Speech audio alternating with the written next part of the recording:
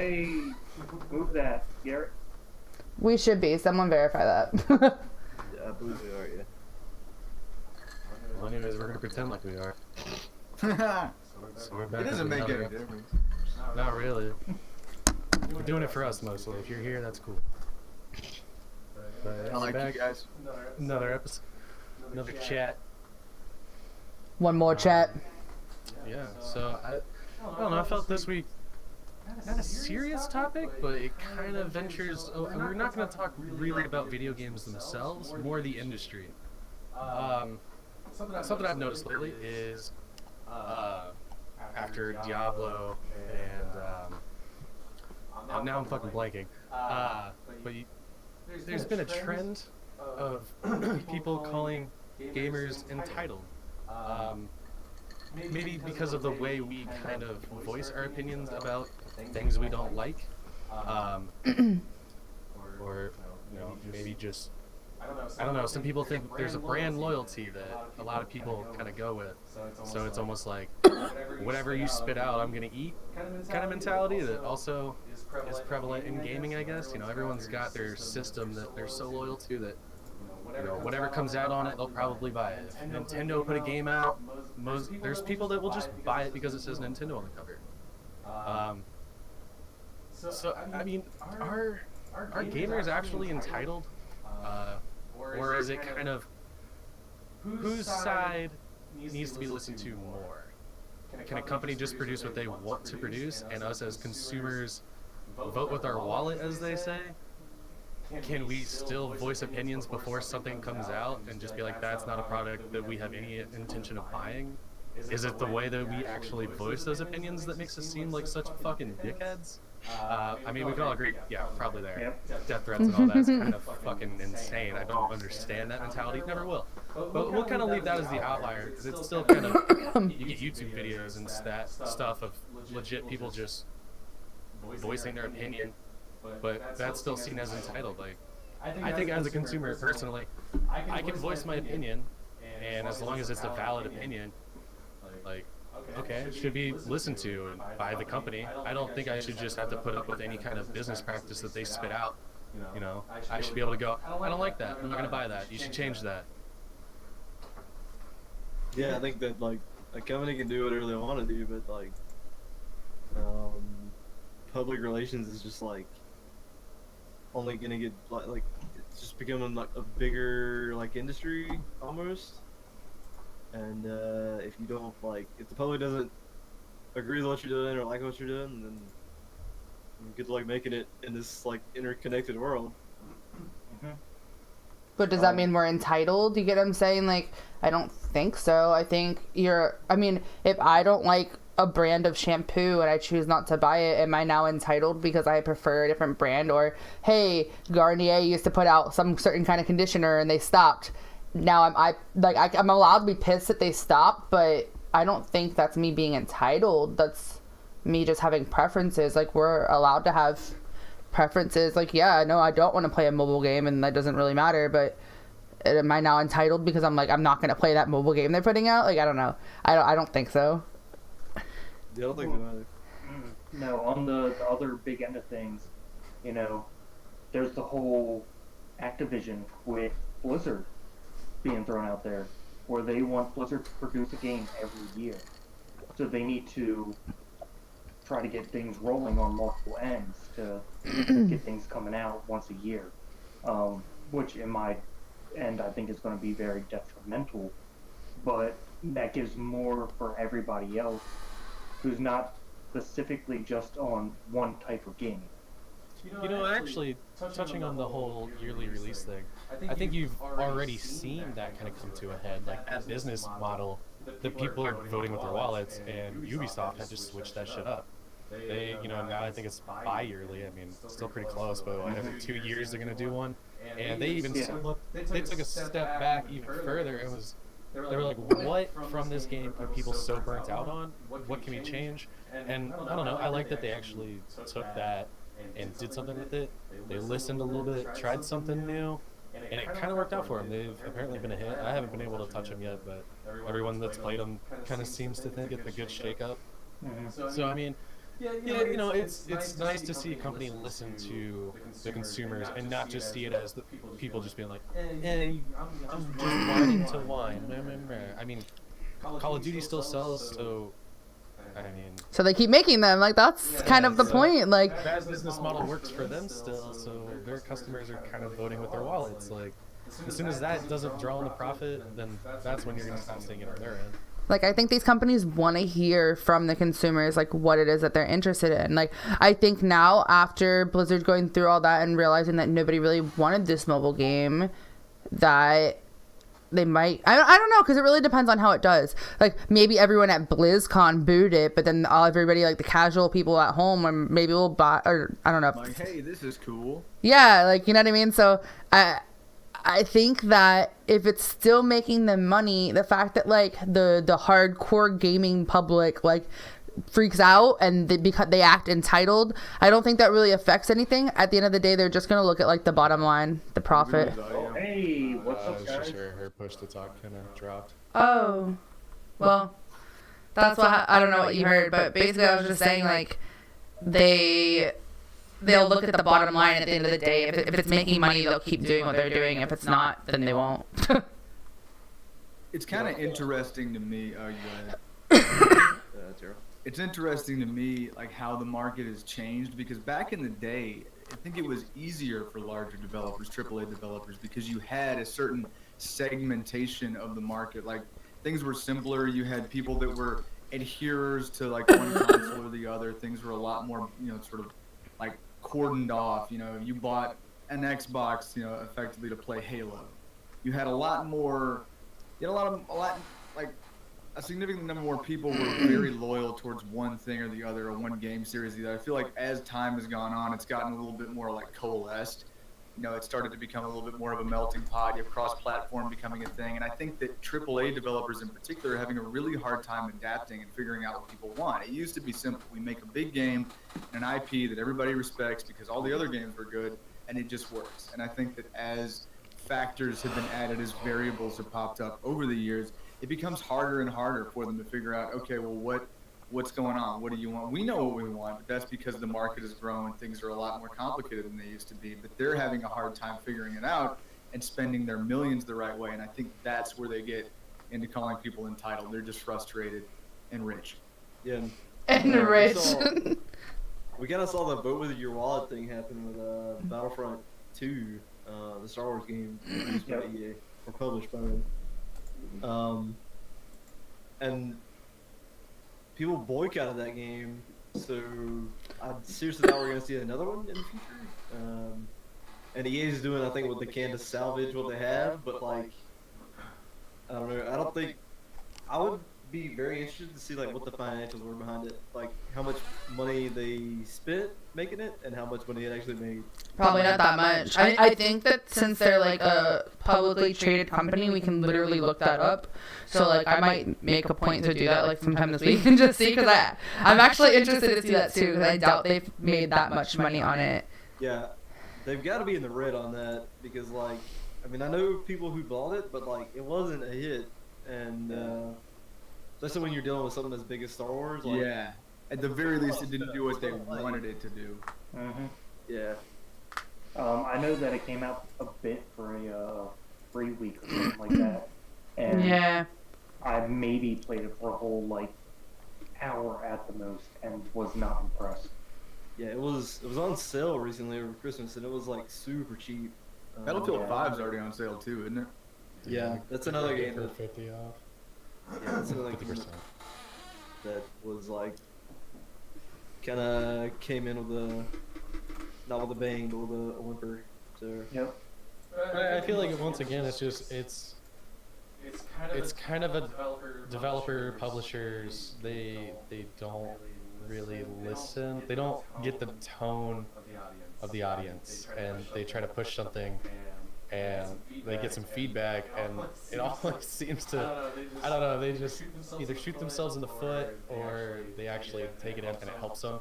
There's almost never an in-between. It's legit, like, you all of a sudden, you become a meme because you're such a piece of shit, or like people talk about you as being one of the companies that listens. So I don't know, situations like that, we're seeing it over and over. That's just. But us speaking out about something that we don't like when it comes to a product that we have the choice in whether we can buy or not, I don't think, like, the whole thing was like, are we entitled? No. Oh God, no. But like, we have the right to buy or not buy, or play or not play, or promote or not promote a game, especially like for those of us that stream, which is like about half of us. Like, we almost sell their game, you get what I'm saying? Like, Yeah. I'll play a game and it's almost like, especially when I was playing Siege for a while, I think I got like a good handful of people to actually pick up Siege. So it's like, if I don't like the game, or if I don't like something about their business model, or about whatever, like their loot box system or whatever it is, like, I can just choose to not play that game. We'd be entitled if their shit was free. Yeah. Yeah, We're then spending we're money on it. Nobody's entitled. We're customers. yeah. Like, are people entitled at a restaurant when they ask for extra sauce? Like, you know what I mean? Like, no, they're paying for their food. Like, or I don't know. Like, if your food comes out and it's burnt, are you entitled when you complain to a manager? Like, I don't think so. If you're just fucking complaining about everything, like, yeah, I think that's what they're trying to say. Like, you can never please everybody, but like, you can never please a public on any matter at all, ever. Especially not with something like this. But most people you can please, I think, and if they're not doing that, that's when there's an issue. You know, to a lot of people, I mean, buying a game, most games, you know, they're relatively inexpensive, but whenever you get up to these AAAs and you're spending $50, $60 a game, you know, that's something that either you love the brand and you're going to buy that regardless. Thank you, Ariel. I think I or you're fixed gonna it. be super hesitant whenever you go in to buy that. So I feel like, you know, they need to listen to what the consumer wants and what the consumer is willing to spend out their work money for.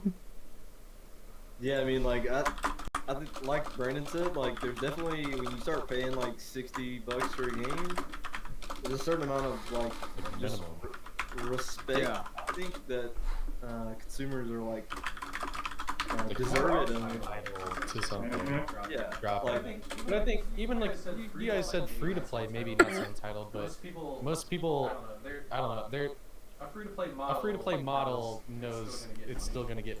It's just how.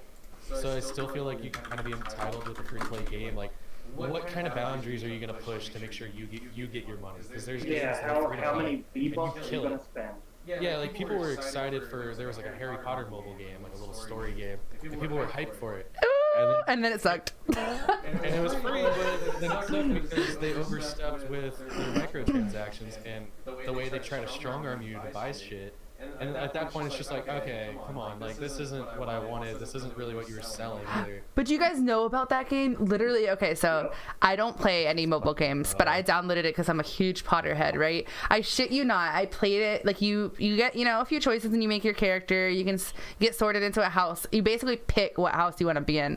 But then the first thing that happened, like, my first, like, I don't know, altercation or whatever, I get like entrapped in Devil's Snare, which is like those vines, like from the first, I don't know if everybody's seen them, but like it's like these vines. I shit you not, it was like, you can pay money or you can wait for 5 hours till you get out of these vines. And I was like, what the fuck? Like real hours, like real life fucking hours. I was like, I wanted the sorting hat to be like, yeah, bad news, bro. You got Slytherin, but I'll put your ass in Gryffindor for $3.99. Yeah, no joke on that game. My roommate spent $70 without realizing it. Got no, without And realizing it?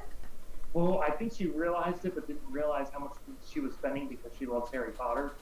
Yeah. Oh, that's you got them Potter glasses on, and you're just like, Yeah. but yeah, that's a perfect like mirrored example of how you can do free to play right with Fortnite. Like love it or hate it, like Fortnite. Oh, they kind of nailed it. Yeah, Just like, make it cosmetic only and then micros fine. aren't predatory as like something like the Harry Potter game or other pay to win like. It doesn't stop you from playing. No. Yeah. There's a I lot of think mobile there's- games like that. I don't know. Just coming back to the Blizzard thing and just the reaction from the crowd, I think people just kind of knew what could be done to an IP they love. And I was talking to Amanda about it, and it's just, you think of a mobile game, and it's, you can't name many that are good. You really can't. So it's just I think what was it, Infinity Blade or some shit came out a couple of years ago, and that was considered like an amazing mobile game.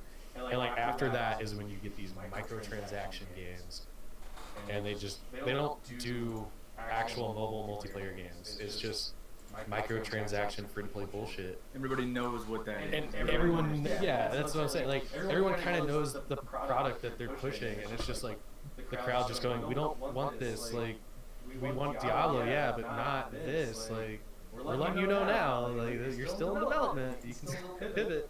So I'm going to be on the positive on a phone game, and throw out there this game that I have been playing for about 2 years solid called Summoner's War. Been playing that religiously. What's and that is about? fun. It's a time waster, pretty much. All right. Yeah. You hop online. You know, there's different different scenarios that you can clear out, and then different dungeons you can do. And I spent $0 in 2 years playing, and I feel perfectly fine with that. And then there's people that go through and pay thousands of dollars. And they're the ones that are going to, like, this game has a yearly New York City giant brawl and everything, and they know how to place the people that don't want to pay money and the people that do want to pay the big bucks, and they're really good at that. So something that I learned like in just marketing and stuff, and I think like Garrett watched a video like at one point that I was there and some guy was talking about it. Basically, like for the mobile games and the free-to-play things, like they study your habits and they literally prey on when you're most vulnerable and when you're most likely to like pay the $1.99. And like some games will be like, okay, it's $1.99 for this person, but for this person they're more likely to pay 99 cents, and they'll buy like 5 different transactions of 99 cents. So they'll literally like lower the prices for some people. They'll be like, okay, at 3 o'clock in the morning this person's usually drunk or whatever, or for whatever reason they're more likely to click this purchase now to like extend their time playing or whatever it is, and they'll literally like target those ads, like those pop-ups, those push notifications for then. Like if you usually start playing like fucking Harry Potter at like noon because that's your lunch break, when it hits noon, if you don't hop on that shit, it's like, hey, Hogwarts is fucking missing you or whatever. Like that's a real thing, and that's so predatory and shitty to me. But like from a business standpoint, it's smart. Right. Like it's really smart, but as a person it like makes me upset. Yeah, it's only gonna get worse as like the technology gets better, and they're only gonna be able to watch you more and like study your behavior. Like retargeting ads are freaky. Like have you guys like, I don't know, like I know that everybody's like, oh, I said the word soap around my phone and now I have all these ads for fucking lever soap or what. Yeah, like I don't know, like I looked up, okay, this is stupid so don't judge me, but I looked up matching dog and human pajamas, and I'm still getting those fucking ads because every time they show up I click on them because they're cute, and I just got like a fucking warehouse full, and they pinned you as the person that we've got to get rid of. No, because I keep clicking on the stupid pictures. I'm like, oh, these are cute, so it thinks that I'm like just really thinking about my purchase. So yeah, I still get like a shit ton of dog and human matching pajama set ads. I may or may not buy some, but that's besides the point. You wouldn't be good for that. Yeah, no. That's You're crazy. you're only gonna see those from Holland. Like they're watching the show. I've been trying to use it to my advantage. Like anytime I need something, I'm like, wonder what kind of cream cheese is gonna be on sale. Like, make sure to yell it real loud so the NSA can hear. That way they can give me that cream cheese discount. Oh no, you're good until the government opens back up. Oh yeah, that's true. Yeah, they're not home. That shit's wild that the government can just shut down. They're not watching. Go fucking crazy. Well, time to go home, guys.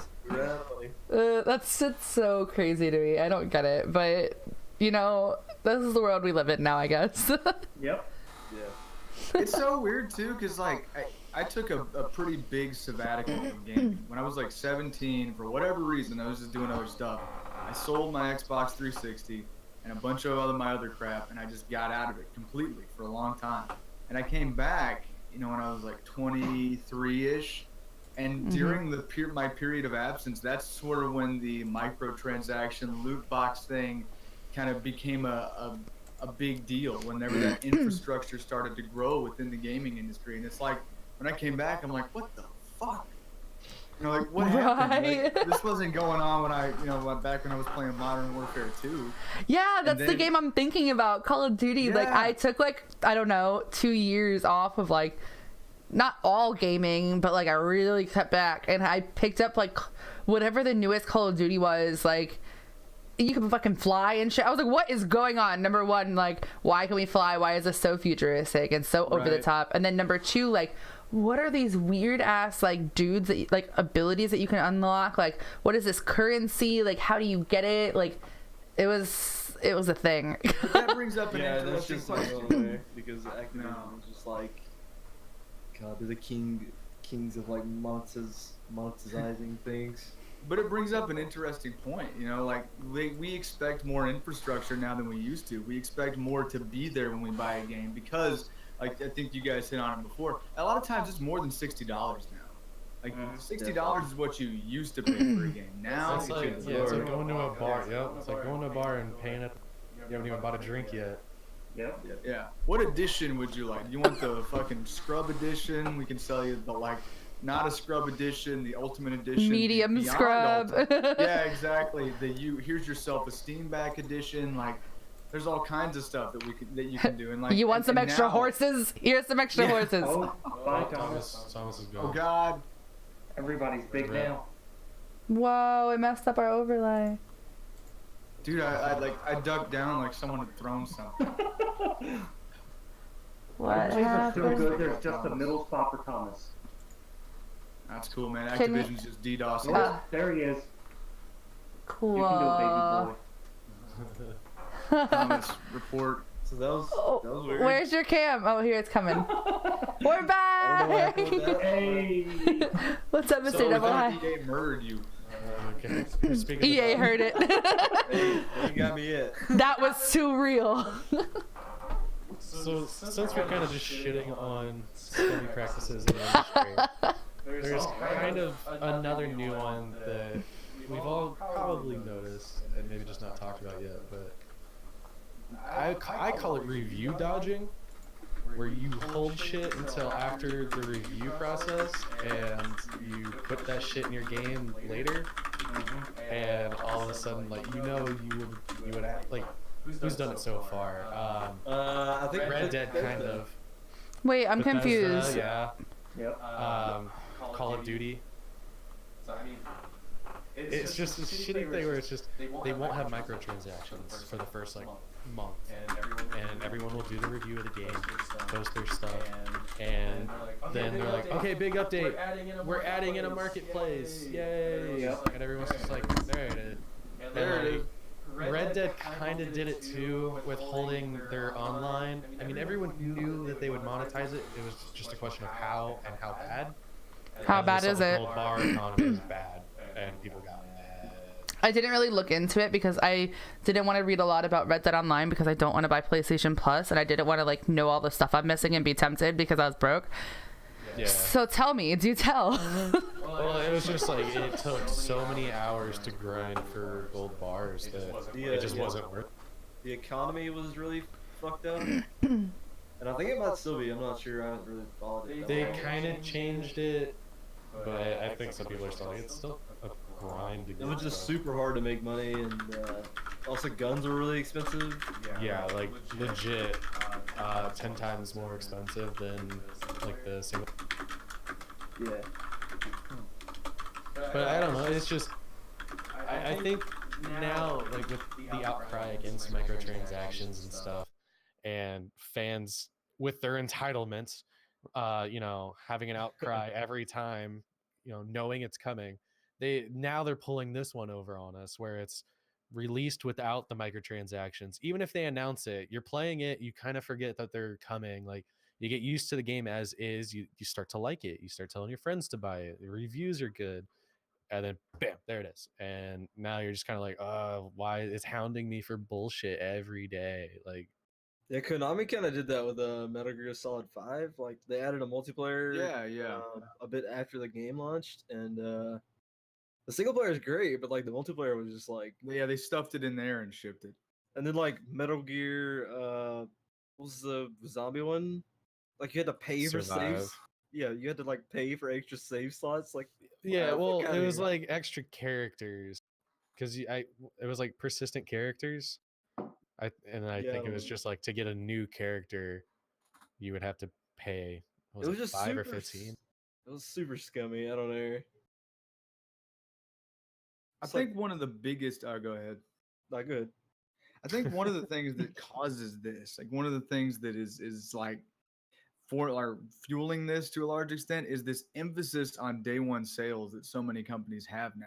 Like you've got to make money on day one. You got to ship units on day one, or I guess download units on day one. So like there's this push to be like, okay, we're going to need microtransactions to make money, but we can't let anyone know that because then they won't buy the game, the day it's released. So we withhold that so that we can go tell the investors, like, hey, Mr. Guy who owns me, like, our game did real fucking good on day one, People are going to hate it in a month, but I'm not going to tell you that, nor am I going to tell them that. I think that's one of the symptoms of this emphasis on pre-order and day one sales that we've seen kind of get sort of spiral out of control over the last 10 years.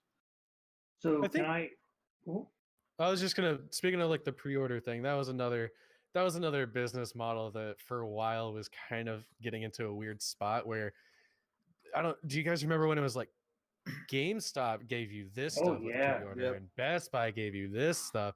Like they kind of got away from that just because of digital sales, I think. Unless you're Assassin's Creed. Yeah. They're like I mean, the they were only one of one the that does first it ones anymore. to do it pretty bad, so Poor it doesn't sons surprise of me they're bitches. still doing it. Forza. Yeah. Oh, yeah, yeah, Forza's yeah. another big one. Yeah. Because I mean, if you sell your game on multiple like digital distribution platforms, you could still kind of do a pre-order bonus divvied up like that. Like, if you manage to, well, I guess Origin is just EA. I guess that's a problem, is most of them are just proprietary shit now. Like a publisher wants to sell only their shit. I mean, I think Epic is trying to kind of change that, right? Wait, I'm sorry, what? Like the digital distribution, I was like, Steam's kind of one of the only ones that, I don't know, that they're a publisher technically, but they sell any game that wants to be put on there, and they just take a cut from the sale. Yeah, I think the Epic's doing that. Yeah, but they're trying to make their platform more Developer friendly. Yeah, developer friendly with like not taking as big a cut. I think it's like Steam is what, 30 or something? Yeah, it's pretty large cut. Like, and then they were saying they were going to be like, I want to say under 20. 5 or 10 or something. Like something it was really crazy. low numbers. If you use the Unreal Engine, it was like way less. Yeah. I mean, I think that's kind of cool, but I don't know. But at the same time, I'm scared that they would realize that the pre-order thing can start being divvied up if there's multiple big digital distribution platforms. And like plus now with Discord trying to like edge everyone out. Oh god, yeah, I forgot they're doing it too. Yep. Everybody's got it. It's gonna be like an arms race before long. Because I mean, I'm surprised Discord's, I don't know, if they plant their foot, because most people are using this anyways for this. So if you just kind of become an all-in-one anyway, because like you can launch your games and shit from Discord. So I don't know. Discord. Well, why wouldn't they? I mean, they have a niche that they have, which is computer. People normally on the computers using Discord are going for games. So why not get their foot in there, have that first access to something, and then be able to send that out to people? That is a big move they are playing right there. Yeah, I don't know how well it'll work out for them because, I mean, I know like I probably wouldn't be interested in buying anything on Discord, even though I use Discord every single day, multiple times a day. So, but why do you pick Steam or any other platform over Discord? Is it comfort? I think so, yeah. Familiarity. Because I mean, technically, Steam, you don't own the games you buy. Like, yeah, I mean, you just own the like lease them. Yeah, basically. As long as you keep your Steam account, you get to keep the games that you've quote unquote bought. Yeah. But just like leasing, people know that things are changing yearly. So who Right. knows what's going to be up next year? Would you pay for a Steam subscription model, like Game Vault kind of idea?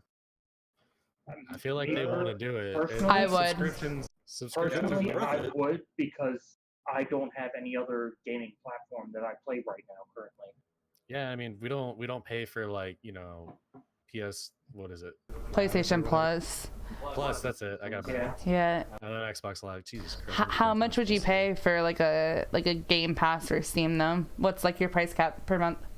It depends on how many games they throw in there, but I What feel they like would 10 do, 15 would be Yeah, I'd say Oh 10. yeah, no, it would be Maybe tiered. between $10 and $20 they would charge monthly for it, and people would see that and be like, okay, I'm fine with that, being Yeah, able I'm to good. get access to all this. Well, I mean, they could even tier it because EA's kind of doing that. They have a Yeah. $5 access, and then there's premium where you get access to newer titles. So, I mean, I could see That's a good Steam idea. easily doing something like that with such a big library. They could be like, here's an indie package where you get all the indies for $5 a month. Okay. Yeah, so it's a would better we- game package than GameFly because GameFly had to actually have physical discs, and now since Steam, it's like all just digital. It's like you couldn't They essentially. actually tried a PC branch. It was kind of Yes. sloppy. Yeah, like you could, but I mean, since Steam is digital, like you can just have a shit ton of games on there. Like, but the thing is, if you want like new, like GameFly, it was like, okay, you can get new releases, but sometimes people had it already out. Like, if they already had all their copies checked out, you had to like go on a waiting list, kind of. So like, if they did that, they'd have to charge a shit ton of money, like a big premium, to be able to like have you be able to have access to all the new releases. And I don't know if I would pay like $50 a month to have this and not actually own the games. Yeah, I don't know. I think everyone wants to move to that glorious Netflix style model of video games, but like, especially on PC with so many different like launchers and like publishers, like good luck. I mean, I just don't see like it ever really working out. Not at least anytime soon. I don't know. I don't see how it could be really a loss because I mean, EA's doing it with just their own catalog, and it's at least doing well enough to keep it around and then expand it. So if they're making enough money to be like, new games like Battlefield are immediately available to people that pay $15 a month, I mean, someone sees value in it. They're doing it. But there's- Yeah, but it's games they publish. exactly. You start like So what's the loss though? For I mean, Well, the other they can throw that out to just being people who digitally download, and then everybody else gets access, a week or two later with physical copies if they are on something that's not a computer. But here's the thing that I'm also thinking, like, how many games do you have in your Steam library that you haven't even played? Like, open it up to everything and you're just gonna be like, all right, cool, so here's a bunch of games that I'll never play, here's some money, some subscription that I'll forget about, especially if it doesn't give you like the new releases that you want to play. You're just gonna fucking like never play any of these like $10 games that they give you access to, because it's like EA can do it because they publish the game. Steam would have to pay all of these people, like they'd have to buy like however many copies, something like that. I don't know how it would work. because that's kind of That'd what be crazy. PlayStation does whenever they release their free monthly games for PlayStation Plus. Is like they have to like pay the devs like a certain amount of money to like have their game go free for the month. That's what Rocket League did, and that's kind of when like Yeah. Rocket League blew up. Was when it went free on It's like a calculated risk. Is it for them, free? basically. Rocket League is free? it was for like a Ah. month. Yeah. And if you download, they do that with some games, which I feel like is good because it's trying to get you like. Usually games that do it, it's because like they think it's a good game that they put a lot of money in. I think it's like these games are in the red, but they're actually good. So maybe if we give it out for free and let people try it, like they'll actually play it. Like I don't know, like Subnautica. Mary. Like I hear that's actually good. So it's like maybe that's why they did it, because they were like not enough people bought this. Yeah, I don't know. I feel like I would pay for it if it gave me all the new releases and it was like $30 a month. That would be cool. but I don't think that's going to be the case. No. If it Yeah, ever would just happens. depend on how they decided they wanted to structure it.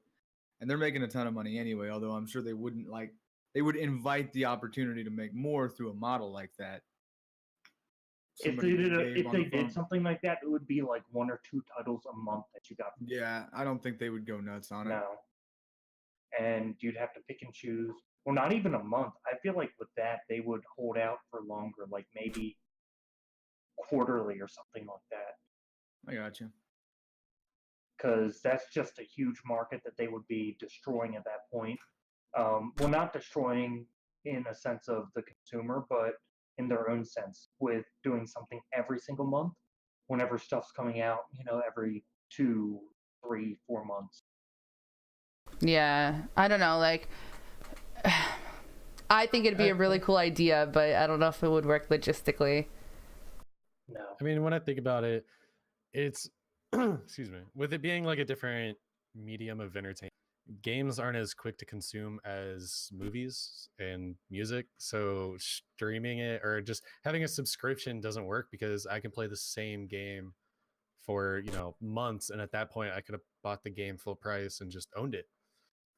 So That's how I feel about I Sea of Thieves. I should have just bought it. Like, I want to play it again now, and I've already bought this Game Pass like 5 times. Like you said, I've done the like you same said, freaking thing. You haven't gone through the library to see like what other games you have access to. Like, you have no interest, so it's just I don't give a fuck. Yeah. You bought that one game, you've played that for months, and you've paid for it and some probably. Like, Yeah, Yeah. that was kinda, whenever we got into Sea of Thieves, I was like, I would rather just pay the 60 like up front than have to like, because eventually there's gonna become a point where you're paying more for the game via the subscription than you would have if you just bought the game. You told me that too. That's back in the day. me. You were like, "No, I'm Oops. just gonna buy it because that's the financially relevant decision to make." And I'm like, "Nah, I'll just do the Game Pass, bro." Now my Sea of Thieves cost $80. Your Sea of Thieves cost $60. Yeah, exactly. And like the same was true with the Battlefield. Like, I could have bought into Origin Access or whatever, but I just chose I not did to. that too. I'd rather just I'm take it such a with the sucker game. for shit like that. I fall for that all the time. Especially since the DLC is gonna be free. I didn't really see a point in going. Yeah, I subscription. forgot about that. Hey guys, wait up 1 sec. You guys are talking about yourselves. I'm gonna go get a beer because that Irish coffee was hot as fuck. we're not gonna Oh, talk at yeah. all while you're gone. We're just going to talk Okay. about you, We're just Terrell. gonna sit Sit and and awkward. wait. The sit and awkward silencer disparaged me. Both are acceptable, but you can only do one. Okay. So yeah, Taro, that man. Look at that purple shirt. No, but for real, Terrell's really close to affiliate. So anybody who hasn't followed Ankle Bourbon 90 or I'm Ankle Bourbon 93 on Twitch, you should do it. He's not only like a really cool streamer, but he like definitely deserves affiliate more than like anybody I know. So And he's really cute. all right. Yeah. There you go, chat. Get There's that your follow elevator to pitch him. on Terrell. He's really cute. Yep. Not only that, but he's close and he deserves it. He That's literally needs supporting. like 2 followers, so Yeah. go be his 50th follower. Yeah, but I mean, speak of the devil, he's a shithead, and I don't know why we even do this podcast with him. But hey, Yeah. don't get Fucking name is Ankle Bourbon. Dude, what kind of loser name is Look at the that? ankle bourbon with the purple Stupid shirt. piece of shit. Oh my god. Oh, I made that. Ankle, what's the drink for tonight? It's a Stone Double IPA. Ooh, okay. Yeah, it's an 8.5%, incredibly dynamic beverage and very Sounds very hipster. Mhm. But the important part, does it get you drunk? I'm 2 drinks in, and I already consider myself better than all of you. That is a false fact, sir. He loves wearing hats, but never a baseball hat. No. My Oh my glasses are God. so large, they actually collect and store solar energy. I went to like a beer snob place today after this escape room that I did, and I shit you not, the coolest part of the whole place. Like, I don't really like hipster places, but I'll go to them. Pretzels with hummus. Oh, That's the best thing. Okay, Oh no, my god.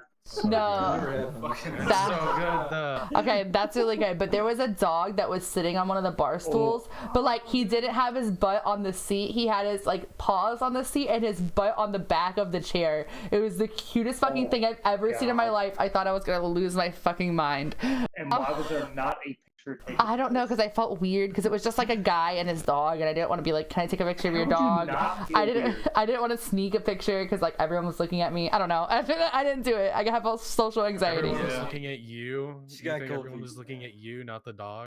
I literally I don't would know. have asked man to man. I would have asked if I could take a picture of that dog. So Like 110%. I think he I wanna goes there a throw something lot. out there, Oh, and like feel free. This topic of conversation, this might run a little too deep, so like feel free to cut it off whenever. But talking about expectations with games, right? Because we talked about what the AAA developers do. We talked about what they put out. But there are a lot of indie developers that are doing like really interesting things too, especially with early access.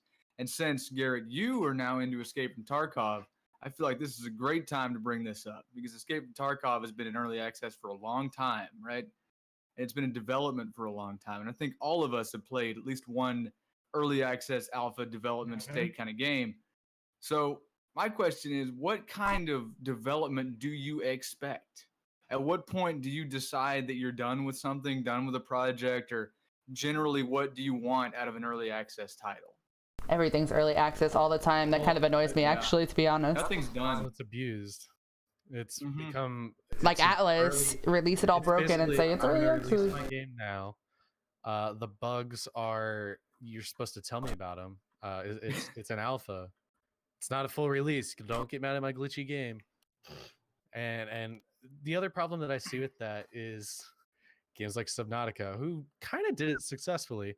But Right. the problem is when you do the full release, which we'll touch on that because you're kind of saying like, when do you know you're done? How do you know you're finished? But Giggity. yeah, so hey. but it's just you kill your own hype at release because most of your fan base is probably already on your game.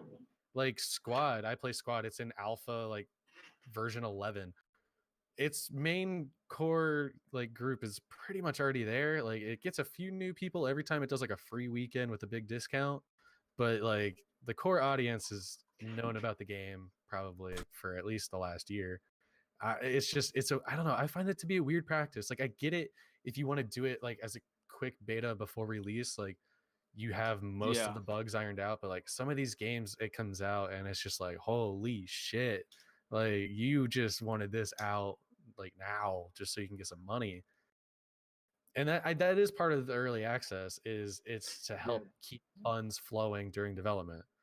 So I mean, I guess that's a good trade-off, but the whole, I don't know, pick a release date, it's just, I guess you just kind of, you have a idea of what the game like is to be, like all the mechanics that you want in. So you just kind of get to a point where you're like, well, this is the game that I wanted to sell, so now full release, hey. And everyone that's been playing it for 3 years is like, yeah, we've been doing this, great. Yeah, the way I look at it is like a contract, basically. You know, you're like signing up to be in a journey, like financially, anyways. And with any like the question, like how do you know when you're done? Like it's kind of hard because with creative projects, kind of hard for people if there's not like a suit and tie kind of like behind it, kind of like directing, you know, where things go and what gets done. Like It's it'd like be really it's hard like to, an art, like a painting. Like you might never be done. Like an artist might look at that and be like, it's not done. But people in like on our side might look at it and be like, yeah, what else could you add to that? It's great. Like, you know what I mean? But there's always something you can add or change. Right. And it's like, well, you know, we kind of just have to end it, and then there's always room for a sequel where you can just expand on features or add new features. I don't know.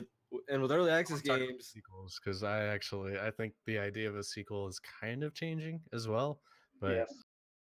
yeah. What do you Sequels mean? are just DLC nowadays. no, actually, the way I think it's changing from that. I think it kind of used to be that with like annual releases, where before you had a game that would be out for 4 years and just be supported with DLC packs. Now it's, or a yearly thing, kind of is just new game, $60, whatever. But I think now the whole games as a service thing that everyone's trying to push, where it's just you buy the game, we don't have to develop a whole new title. You do sit on this game for 5 years and just give us money. Like, so sequels, they only want to do sequels when the game is to a point where the new stuff can't be added because of the stuff that's limiting the current maybe engine or whatever. So they have to make an entire, like, the Division is basically that situation right Yeah. now, where they want to change it and they can't because they're like, engine won't allow it. So they're like, we're making a sequel then, because that was supposed to be a game as a service.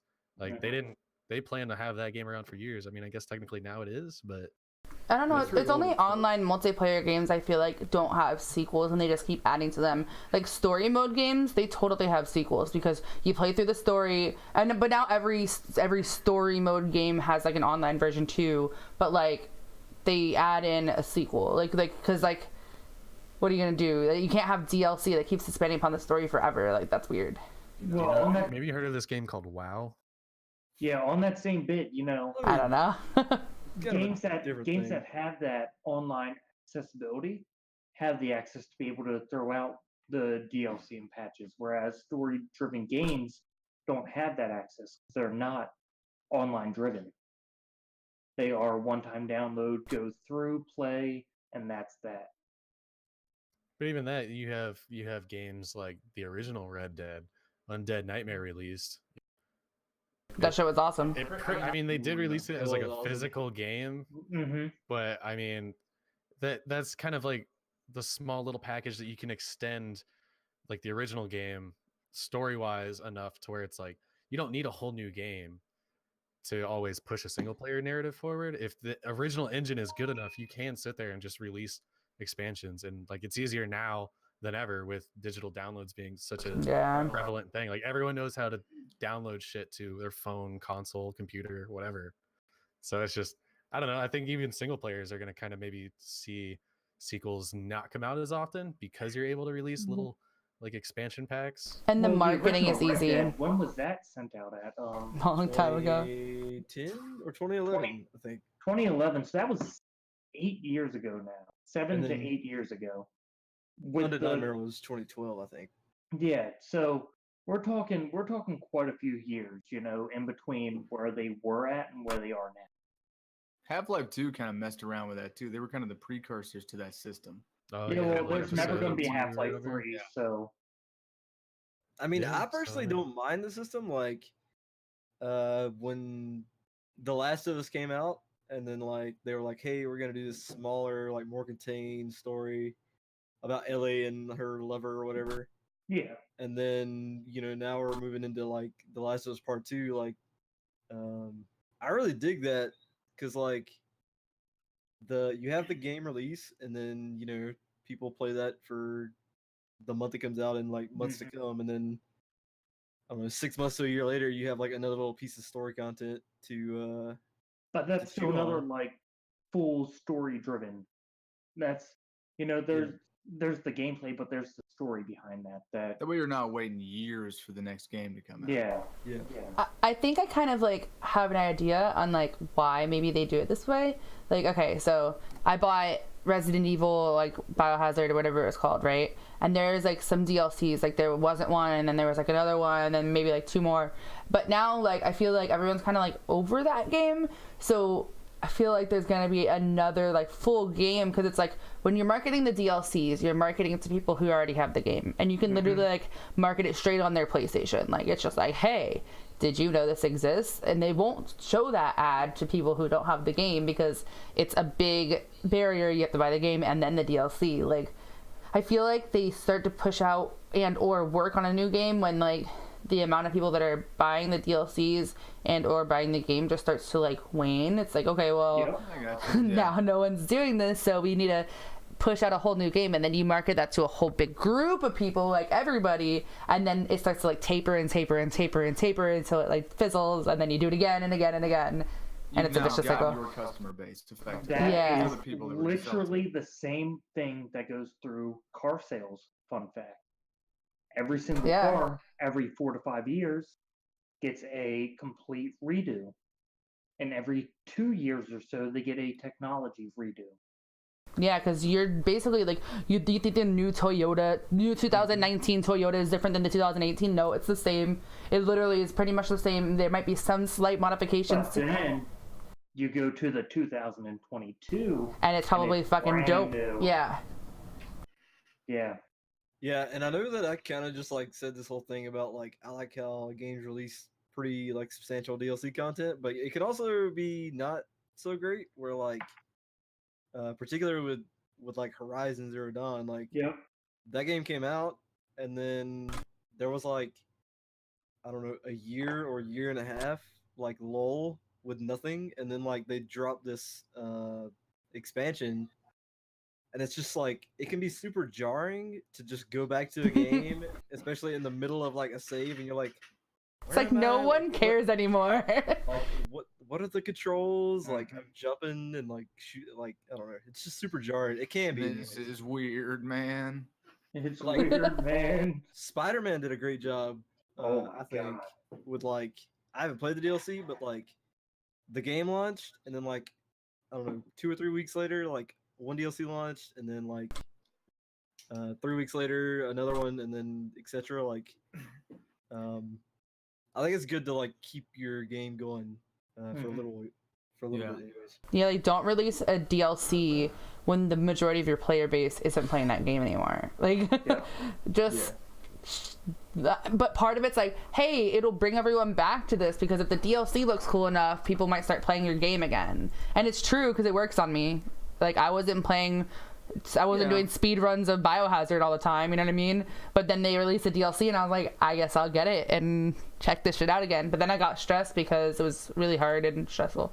I don't even think I beat the Battlefield DLC. did that for years too with the premium system. You know, you'd have Yep. DLC maps coming out periodically. It's like, play it. Oh, this game sucks now. Oh, I guess I'll go check out the DLC. Game still sucks. I'll come back in a few months. And like, they kind of got away from that now too. Like that's no longer their prerogative to do that kind of stuff. Of course, there was a lot of other factors in that, like the whole premium thing and like how they implemented it. But it did sort of slightly elongate the life of the game. But in Battlefield's one Kills at the same time. Oh yeah, in Battlefield 1's case, it couldn't You carry divide the itself. player base. Yeah, I think that's what a lot of people started to realize with like map pack DLC and stuff. It's as soon as you sell the first map pack, you're cutting part of your player base off who's not going to buy it. And every time you do another one, it's just that one block that keeps moving along gets smaller and smaller until your last map pack, it's probably, a quarter of what you started with number wise. Yeah, it's only the people that bought premium that are left to play because they have it, so they might as well.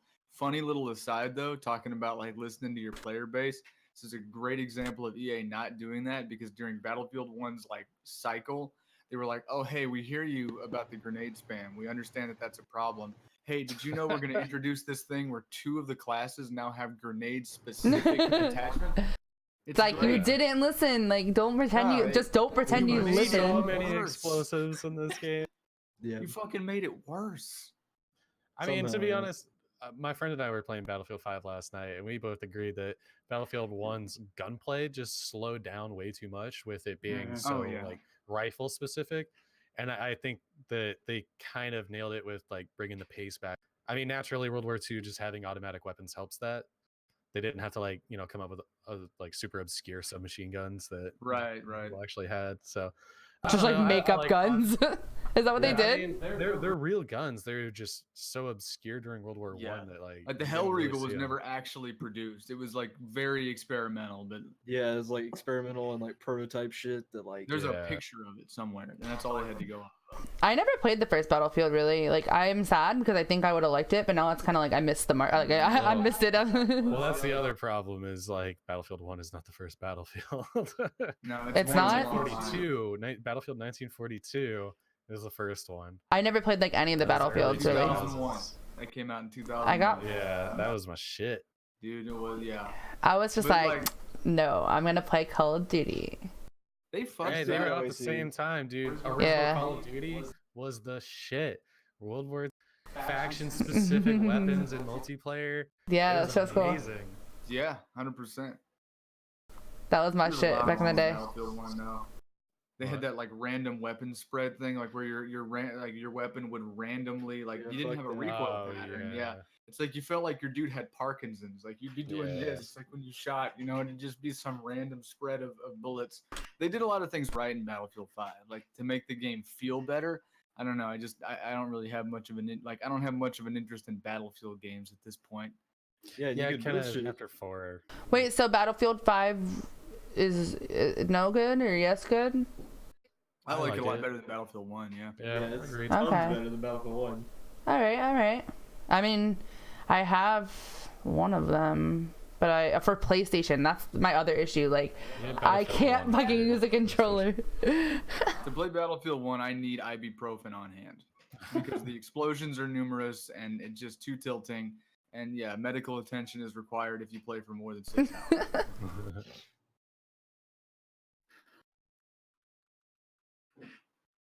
Oh, all right. Well, I mean, we're pretty much ready to wrap up. We can get out of here if we just all agree that sports games are the fucking word. Yeah, I mean, Yeah. sure. Into that. They I- are the cancer of all video games and industry. They pretty much violate all of them. I've played Madden a few times. Except for NHL 2019, 10 out of 10, go Caps. So many microtransactions. Yeah, it's got a ultimate team mechanic.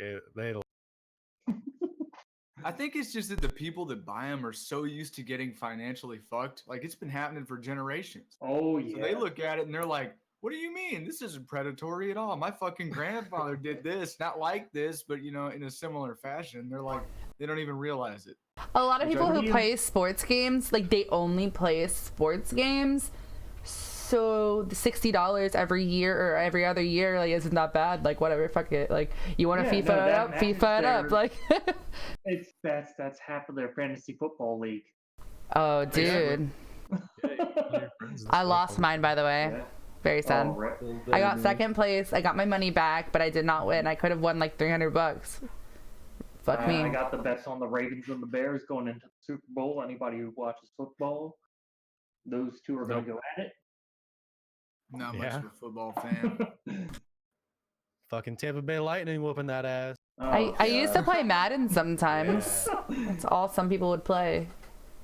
So for you all Florida folk, I'm a University of Florida Gators fan. So Man, You're horrible. they kind of sank into obscurity after Big- Tebow era. Well, I big went. chunk down there. I don't know. They're not necessarily USF's rival. I graduated from USF, so it's like FS. If you Okay. said you were an FSU fan, I'd be like, oh, that's like legit my school's rival. But Well, now it's UCF. The war on I-4. oh shit, that's true. No, that's true. Orlando and USF or UCF and. I have a funny story about football, actually. You know, like, obviously it's a tradition. Well, to we watch- gotta go. Everyone have a good No, Pull the fucking plug. no, tell the story. It's not that interesting, to be Terrible. completely honest with you. But like, we were, you know, Thanksgiving, you watch football. Like, everybody does that. My dad's Yeah. family kind of do it just as sort of a, you know, a tradition, like, because you're supposed to. But one year, my uncle like got up and he walked up to the TV and he's like, "Does anybody actually know what's going on?" And we're all like, so he's like, You guys know all what, just let's watched put it for no reason? You know? Yeah, he's like, let's put in a fucking movie. I can't believe nobody ever brought this up. Like, what the fuck, guys? Who's the Just one who always background put noise. on football? We've wasted 20 years that we could have been using to watch, like, you know, I don't know, like some kind of fucking, like, anything. Iron Man. Die Hard. Yeah, Iron Man, the Transporter series. That's good, wholesome holiday Oh, entertainment. yeah, it is. It Oh, was That's just so so funny. funny about football. Yeah, I fucking suck at football, and I don't know anything about it, which inherently is why I suck at it. But Wait. Overwatch League, The Just Owl start back League. up. we can just leave. Valentine's Day, I think. Oh shit. ooh, They go a lot longer. Like Ooh. Siege has multiple seasons a year. Like they kind of Yeah. just go somewhat with Yeah. the game. Siege has Does Owl ponytail, just dude. Go through like one part of the year and that's it. They just have one season a year. Yeah, Contenders has like really quick seasons. Like, I think Contenders started. Is that their feeder league? Yeah, it's like the well, not college. It's like the tier 2 scene. If Yeah, like the College B league. league is yeah. Yeah, college league. Yeah. Gotcha. So I Just have got a the nice question. jerseys. Yeah. It's not about Overwatch League, but it's a question that I think, I don't know if you guys all did this, but did anybody do the Bandersnatch Black Mirror like interactive episode? I know Brandon did, and I know Garrett did. God, I got so mad. He said it was like he's like it's like Ex Machina. What did you say? Ex Machina, but like something. No. It was like fuck. God damn it. Frustrating. That's what it was. Like, why was it frustrating to you? Why? Because I don't want to watch a movie and then, like, 20 seconds later make a bad choice and be reverted back to 15 minutes ago. I don't want to do that. Yeah, that doesn't sound fun. Well, it like would show what you did, but like sped up. Like it didn't like actually make you go back all the way from the beginning. I don't care. It was not enjoyable. Did you get to the part where you have to like let him know it was Netflix or some weird symbol? So I said it was frustrating. I went through everything. That's why you're frustrated. Yes. This is why Brandon can't play Detroit. Oh my god. Because you can't go back. It's kind of like bad. It's kind of like if you're watching a movie, like in a movie theater, and you like whisper to the person beside you, like, I bet he's gonna betray everybody. And one of the like little movie theater guards they got comes up and like shines a flashlight in your face, like, you're wrong. Yeah. We're gonna rewind it 15 minutes until you get it right. Exactly. Yes. No, but I could do with this because in that the story still moved on. But you know, it was like 30 minutes through when I had my first rewind, and I was like, what the hell? Oh, that sounds like a kick in the nuts. Yeah. No, I can't deal with that. I don't know. I enjoyed it. I think. And there was, oh god, the ending of it was not satisfying. Oh, I don't know if my ending and yours was the same, and to avoid spoilers, let's talk about it later, but yeah, it was also not satisfying to me, but that's Black Mirror for you, right? No, that should, like I said before, I never watched a single episode. Oh, dude, that's your problem. Black Mirror's endings are always bleak. You said I didn't have to watch an episode. You didn't have to, but that's, like, the endings on Black Mirror are always, like, bleak and just, like, almost, like, it's like New Age Twilight Zone. Yeah, no, for real. Like, the ending's just like, well, their fucking shit's fucked up, and that's the end. Basically, just how technology that literally fucks us sounds like an ungrateful hand job. Well, Detroit, like Black Mirror, the show is actually really good, and I think the endings are fitting because they're basically saying like, hey, this is like, it's set in like the not far future, so it's like this is literally going to be our lives, guys. Like it's supposed to just be realistic, which I like that they don't try to wrap it up and make it like a happy ending, because no, like it's fucking like supposed to be eye-opening, so I like it. It's like realistic, futuristic, like dystopian kind of shit. Yeah, I like it though. With a bleak ending. No, yeah. But that's what they're saying. They're saying like our ending, if we keep going down this like technological path, is going to be bleak, and I like it. I love that one. It's so philosophical and great. I don't care. Give me a T500. You gotta watch. I watched the USS Callister episode. Yeah, that's the one where it's like Star Trek-y kind of like video gamey. Like yeah, it was really cool. Weird. It was weird, but it was good. Okay, so if y'all are recommending it, I'll watch it. But yeah, watch season 4 USS Callister. I'll give you like another one too. There's like one episode that actually doesn't have a sad ending. It's actually a happy ending, so I'll give you that one too. I really don't care if it has a sad ending or not, but my ending in this show was just bleh. I wonder if we got the same one. We'll talk about it later. That's such a weird problem to have, dude. What the fuck is the future? Our future is weird. Like, oh, in mine, everybody died. That's funny because I made everybody live, and they all like fucked off to a fantasy land, and now they're immortal. Like I don't know what. It's like Detroit. Issue. Yeah. Where everyone's like, you're gonna cry, and I was like, I didn't get that ending. I didn't cry. Suck it. Suck at creativity. Yeah, I fucked up. Forget your order at Starbucks and feel really awkward. Well, maybe we're all in a simulation, guys. That's maybe what we're supposed to like gather from that. Not lit. On that note, this has been your episode 5 of. Yeah, we were leaving at one point. Question everything. Break your iPhone. Have a wonderful day. And don't take tomorrow for granted. Never get an iPhone, always get Android. The NSA shut down, so you don't have to worry about any of that. So Quick, you can everyone take so you can take all the tape off of your webcams and phone cams. They're not looking anymore, guys. All They're right. just not getting paid while they look. You were holding back those nudes. Send them. So does anybody want a shameless plug before we go? Terrell, What? go follow him. Oh yeah, I'm free Yeah, away from yeah. affiliate. Follow Terrell.